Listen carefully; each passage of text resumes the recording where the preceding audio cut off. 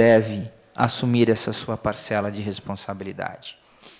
E eu vou voltar lá na Revolução Francesa, né? A Revolução Francesa ensinou para a gente três lições, né? Igualdade, liberdade e fraternidade. Não foi isso? Liberdade, igualdade e fraternidade. Esse foi a lição que se extraiu daquele momento, né? Os iluministas, os filósofos iluministas ensinaram isso para a gente. Só que essa não foi uma lição que se aprendeu de pronto. Aquilo sim foi uma lição programática. Aquilo sim foi uma lição para se aprender com o tempo. Porque, naquele momento, a sociedade, o mundo ocidental, precisava aprender o que era liberdade. O mundo vivenciava um momento de alta instabilidade de poder, de uso do poder. Se prendia por qualquer coisa, se prendia sem base, se processava sem publicidade, arbitrariedades inúmeras eram cometidas em nome de um poder centralizado. E a mais forte forma de violação de direitos era a vida, logo em seguida a liberdade. E aí veio a lição, vamos aprender o que é liberdade. E o ser humano começou a aprender o que era liberdade a partir de 1789 até o começo do século XX. Regrou o que é, como cercear a liberdade. Mas aí no começo do século XX, o ser humano começou a aprender, e só então nós começamos a aprender a segunda lição da Revolução Francesa, que é a lição de igualdade. As guerras que vivenciamos no mundo todo no século passado são uma prova evidente de que o ser humano não sabia o que era ser igual a outro ser humano. O apartheid na África, a própria Segunda Guerra Mundial com o seu holocausto e tantas outras que eu poderia citar aqui que foram travadas em nome de uma desigualdade ou de, o outro lado da moeda, uma pretensa solução de igualdade. Então fica muito claro que só no século passado é que nós começamos a aprender o que era igualdade. A segunda lição que a Revolução Francesa nos ensinou. E a outra lição, a terceira, a lição de fraternidade. Igualdade, liberdade e fraternidade. Bom, essa nós ainda estamos pensando em começar a aprender. E fraternidade, senhores, senhoras, senhor presidente, fraternidade é a ideia de solidariedade, é a ideia de tolerância. Fraternidade é a ideia de compreensão, de admitir diferenças, de ser tolerante. É isso que é ser fraterno. A sociedade, não só a do Brasil, mas a do mundo, começa a pensar em aprender esta lição. Ora, num momento histórico como esse, resta evidente que a situação daquele que vem estigmatizado, o regresso, vem estigmatizado de um sistema que não o recupera e que, em algumas situações, deixa o pior. Qual a tolerância que uma sociedade que ainda não aprendeu o que é tolerância direito pode ter? Eu ressalto nesse momento da nossa conversa aqui a importância desse tipo de evento, porque é a mais pura expressão da necessidade de começar a aprender isso. É uma lição talvez a mais difícil. Aquela coisa de dar a outra face, de ser tolerante, de ser fraterno.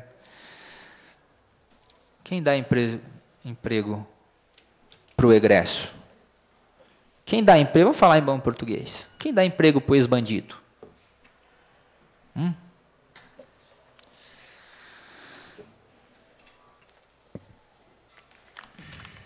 Essa recuperação, essa pretendida recuperação do preso, é o grande objetivo do sistema prisional. E todo mundo fala, ele sai pior. O preso sai pior do que entrou. Isso que a gente vê é só o fim de um sistema. né? Aquilo que nós assistimos é só o final do sistema penitenciário. Antes dele, a gente tem todo um sistema penal. Você tem primeiro um sistema de segurança pública, onde atuam as polícias, depois um sistema de justiça penal e depois um sistema, no fim, um sistema penitenciário. No sistema de segurança pública, né, onde atuam as polícias, a porta de entrada do sistema, polícia é a porta de entrada do sistema. O cidadão vai preso, mas ele vai preso de forma seletiva, né? A polícia não tem condição de prender todo malfeitor, nem de fiscalizar, nem de patrulhar tudo. Então, nós costumamos dizer que o que chega ao conhecimento da polícia é aquilo que ela conseguiu identificar como errado. Como? Através daquilo que a gente denomina de cifra oculta, para usar uma expressão aí dos espanhóis. Essa cifra oculta revela para a gente que o que chega a conhecimento do Estado é uma parcela ínfima, vou repetir, ínfima, de todos os delitos que acontecem. Quer dizer, o sistema é seletivo. Depois, esse indivíduo passa, com essa seletividade toda, para o sistema de justiça penal, onde, em razão de diversos fatores doutrinários, que não cabe aqui colocar, outras tantas mazelas se criam, se procriam e se reforçam, através da cultura da prisionalização, através do esquecimento de princípios jurídicos e, às vezes, constitucionais. E depois esse indivíduo passa para a terceira fase, o terceiro sistema, que é o sistema penitenciário, com todas as suas deficiências, com todas as suas situações desumanas, preocupantes, com reflexos para a segurança pública, porque no sistema penitenciário brasileiro é que nasce o crime organizado.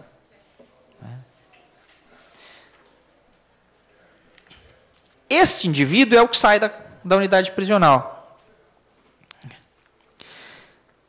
E quando ele sai desse sistema, depois de ele atravessar esse sistema todo, saindo lá como egresso, depois de ter cumprido a pena, ele será que encontra, não vou dizer mais nem amparo social, será que ele ainda encontra algum amparo até de sua família? Muitas vezes nem da família consegue o amparo, porque durante o tempo em que ele esteve preso, raramente se vê a assistência social que a família do preso deveria ter para prepará-la para receber de volta este ente querido.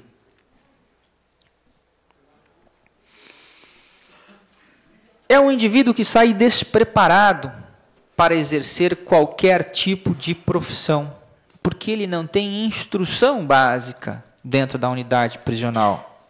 A meu ver, um tipo de atividade mais importante que o próprio trabalho que ele desenvolve. É preciso que o preso tenha minimamente assegurada a sua condição de educação. Ah, mas muitos sabem ler, tem os que não sabem, a gente ensina a ler, então. Não, não é só isso. Tem que ler, aprender a ler e saber o que leu. Ter capacidade de compreensão daquilo que leu. Em algumas situações, a falta de organicidade do Estado é tão grande que algumas soluções realizáveis simplesmente são deixadas de lado. Dia desses, ouvi uma pesquisa da Fiesp, onde era apontado que a maior deficiência de empregos que se tem é na construção civil, mais precisamente pedreiro. Se nós formos fazer uma pesquisa nas unidades prisionais, nós vamos ver que a maior parte dos indivíduos presos tem como profissão pedreiro ou ajudante de pedreiro.